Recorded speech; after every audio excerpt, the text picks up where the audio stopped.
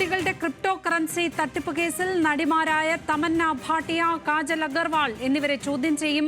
60 കോടിയുടെ തട്ടിപ്പ് കേസിലാണ് പുതുച്ചേരി പോലീസിന്റെ നീക്കം.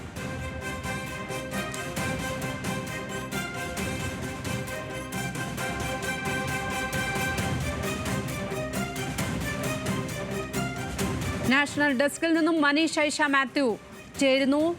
മനീഷ്, ഈ നടിമാരെ ചോദ്യം ചെയ്യുന്നതിന് പിന്നിൽ എന്താണ്, ഇവർക്കിതിലുള്ള പങ്ക് എന്താണ് എന്നുള്ളതാണ് നമുക്ക് ലഭിക്കുന്ന വിവരങ്ങൾ.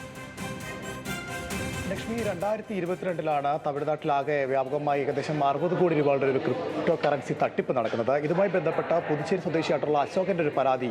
ഈ പരാതിയിലാണ് നിലവിൽ ഇപ്പോൾ നടിമാരെ ചോദ്യം ചെയ്യുന്നതിൻ്റെ ഒരു നീക്കത്തിലേക്ക് പുതുച്ചേരി പോലീസ് കടന്നിരിക്കുന്നത്. ഇതിൽ പ്രധാനമായും പറയുന്നത് അദ്ദേഹത്തിന് നഷ്ടമായത് 2.40 കോടി രൂപയാണ്. ഈ ഓൺലൈനായിട്ട് ഈ ക്രിപ്റ്റോയുടെ ഒരു പരസ്യം കാണുന്നു. ഈ പരസ്യം കണ്ടതിനെ തുടർന്ന് ഈ പരസ്യവുമായി ബന്ധപ്പെട്ട ഒരാൾ ബന്ധപ്പെടുന്നു. അയാളുമായി നടത്തിയ കൂടിക്കാഴ്ചയ്ക്കൊടുവിൽ 10 ലക്ഷം രൂപ ഇയാൾ നിക്ഷേപിക്കുന്നു. ഈ 10 ലക്ഷം രൂപ നിക്ഷേപിച്ച് ഏതാനും നാളുകൾ കഴിഞ്ഞപ്പോൾ ഇയാളെ കോയമ്പത്തൂർ നടന്ന ഈ കമ്പനിയുടെ ലോഞ്ചിലേക്ക് ക്ഷണിക്കുന്നു.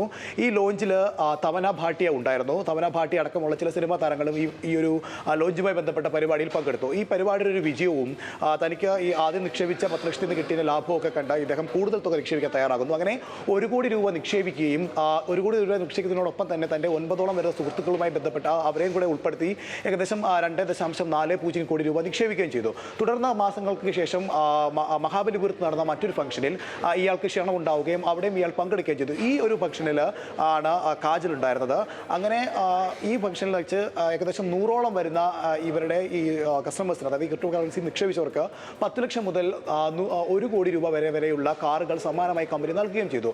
ഈ സമ്മാനങ്ങൾ നൽകിയപ്പോൾ അശോകൻ ആവശ്യപ്പെട്ടത് ഇയാൾക്ക് 8 ലക്ഷം രൂപ തുകയായി കൈമാറിയാൽ മതി, സമ്മാനമായി കാറ് വേണ്ട എന്നുള്ളതായിരുന്നു. പക്ഷേ ഈ ഒരു നിർദ്ദേശം അല്ലെങ്കിൽ ഇതൊരു ധാരണ എത്തിയിരുന്നെങ്കിലും ഇതിന് പിന്നീട് ഇയാൾക്ക് അത് ലഭിക്കുകയോ അതിനുപറ്റി ബന്ധപ്പെട്ട് മറ്റു വിവരങ്ങൾ ലഭ്യമാക്കുകയോ ചെയ്തില്ല. തുടർന്നാണ് ഇയാൾ പുതുച്ചേരി പോലീസിൽ പരാതി നൽകുന്നത്. ഇതിൽ പ്രധാനമായും പോലീസ് അന്വേഷിക്കുന്നത് ഈ 2 പരിപാടികളിൽ നടിമാർ പങ്കെടുത്തത് എന്തുകൊണ്ട് എന്നുള്ളതാണ്.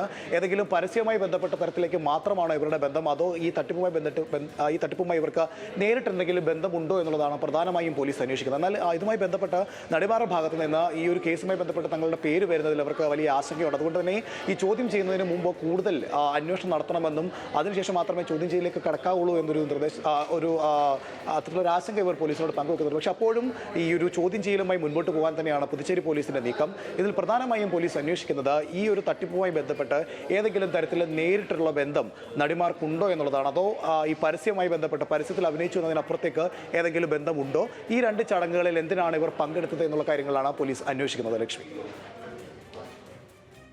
മനീഷ് ഐഷ മാത്യു ആണ് വിവരങ്ങൾ പങ്കുവച്ചത്. ഇപ്പോൾ ന്യൂസ് ഡെസ്കിൽ നിന്ന്.